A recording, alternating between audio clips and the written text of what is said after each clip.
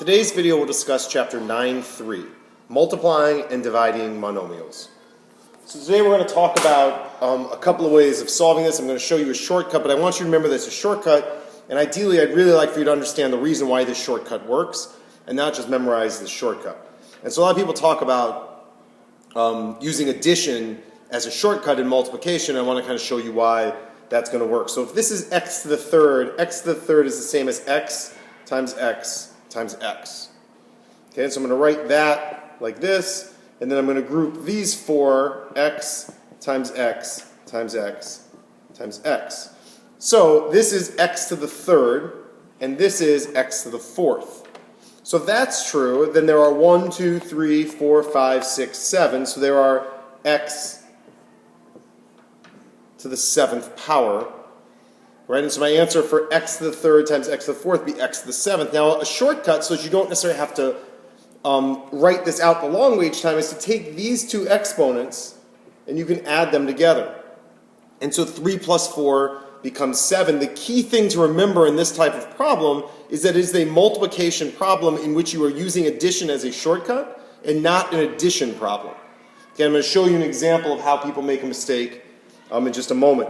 And so when I'm solving a problem down here, and this is again where people often make a mistake here, is they'll say this is m to the third, but this is m times, and then I've got 1, 2, 3, right? So this is m times m to the third. There are 1, 2, 3, 4 m's, so this should equal m to the fourth. And so the reason why this shortcut, or why the shortcut works for this problem too, is remember that there is that assumed 1 there, and so I'm going to add these exponents together, and 1 plus 3 would give me the 4.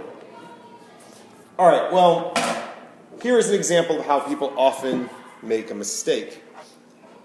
So because we've learned this shortcut, a lot of times people will get something like 10x to the seventh.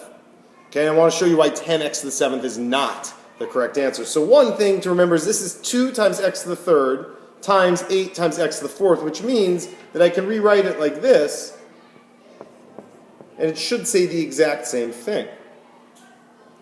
Now, using the commutative property, I'm going to end up moving these two together, and then I'm going to use the associative property to group them, and then I'm going to move these two together and use the associative property to group them. Now, coming back to our first problem, we already know that x times x to the third times x to the fourth is x to the seventh. Okay, but if you didn't know that, for this, what I could do is use our shortcut, which is to add the exponents since they have the same base, and this becomes x to the seventh. Now remember, this only works if these are the same base. So if this was y to the third and x to the fourth, it does not equal xy to the seventh. Okay, it only works because these bases are the same. Now remember, this is a multiplication problem. 8 times 2 is not 10. 8 plus 2 is 10. 8 times 2 is 16.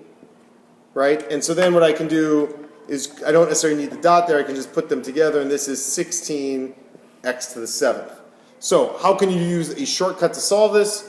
Well, the way a lot of people are taught the shortcut here is you take the two numbers, you multiply them together. 2 times 8 is 16. And then I'm going to take these exponents, since these bases are the same. 3 times 4, the base would remain the same. I'm sorry, 3 plus 4, and 3 plus 4 is 7. So that's where my 16x to the 7th. So that's how you could use the shortcut to get yourself, obviously, to that same answer. Just be careful, because a lot of people, like I say, they figure out that you're using addition, they start adding everything. This is a multiplication problem. The addition is a shortcut. This is not an addition problem. Okay, it's the same idea now when we're dividing.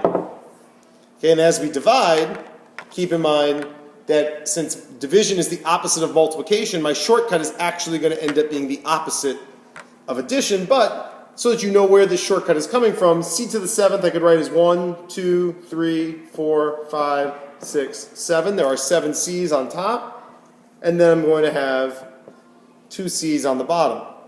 Now I can take, when I divide c by c, they will cancel each other out, so I divide these two out, I divide these two out, and I am left with 5 c's, which is c to the fifth.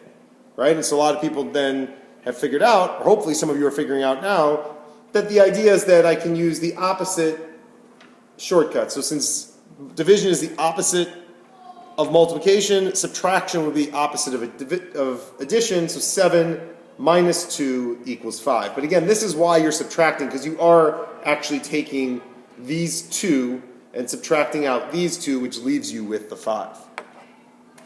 All right, now the idea, same thing down here. This is going to be g times g times g times g over g. And so as I cancel one of these out, I'm left with 3g's. So this is g to the third. The question is why, right? And remember that there is that assumed 1 there. And so 4 minus 1 would give me 3, right? And the reason, again, I have these 4, I'm subtracting out this 1, leaves me with 3. Now keep in mind, obviously, if there were numbers in front, like this were 8 and this were 2, remember that I'm not subtracting these numbers. Since this is a division problem, if it was 8g to the 4th over 2g, I would end up dividing these numbers. It would end up having been 4g to the 4th over here, right? So the same idea with multiplication. Remember, this is a division problem, and even though you're learning a subtraction shortcut with exponents, that does not work with coefficients, with the numbers that are in front of the variables. All right, that's all we got for you on multiplying and dividing monomials. Thanks for watching the video. Don't forget to do the problems on the bottom page. I'll see you in class.